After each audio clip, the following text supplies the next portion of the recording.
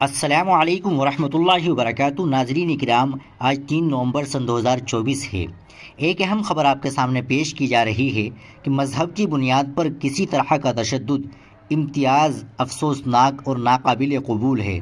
Secular عوام اگر اب بھی نہ جاگی تو دیر ہو چکی ہوگی۔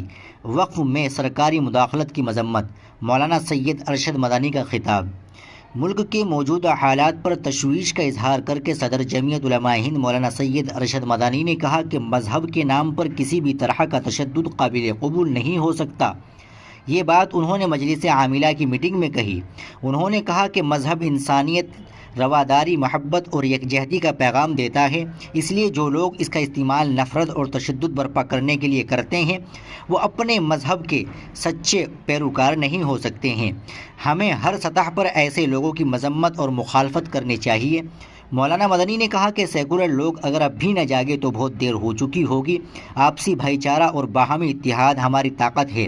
اس کے ساتھ ہی مولانا مدنی نے ان دوسرے اہم امور پر بھی روشنی ڈالی جن کا تعلق اقلیتوں، خاص طور سے مسلمانوں سے ہے، جن میں وقف ترمیمی بل سر فہرست ہے۔ انہوں نے کہا کہ یہ ترمیمی بل نیک نیتی پر مبنی نہیں ہے، اس لیے ملک کا مسلمان اسے قبول نہیں کر سکتا۔ وقف مسلمانوں کا ہے اور ہم اس میں کسی طرح کی سرکاری مداخلت کو اوقاف کے لیے تباہ کن اور ایک بڑا خطرہ تصور کرتے ہیں۔ مولانا مدنی نے جمعیت علماء ہند کے زیر اہتمام تحفظ آئین ہند کے اغراض و مقاصد سے اراکین عاملہ کو آگاہ کیا اور اس عزم کا اظہار بھی کیا کہ اس کے دور رس نتائج مرتب ہوں گے۔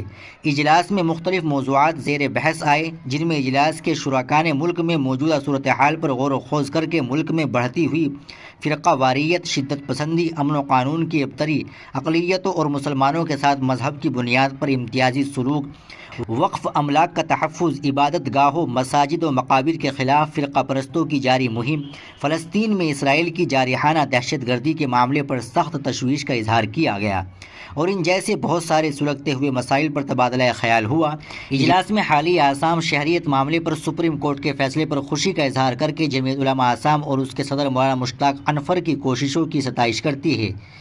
مجلس عاملہ کے ممبران نے کہا کہ جمعیت اپنی تاسیس سے اب تک ملک میں فرقہ وارانہ یکجہتی اور رواداری کے قیام کے لیے سرگرم اور کوشاں رہی اور ملک میں آباد تمام مذہبی، لسانی اور تہذیبی اکائیوں میں پیار و محبت کے جذبے کو فروغ دینے کے لیے ہر سطح پر کوشش کرتی آئی اور کر رہی ہے۔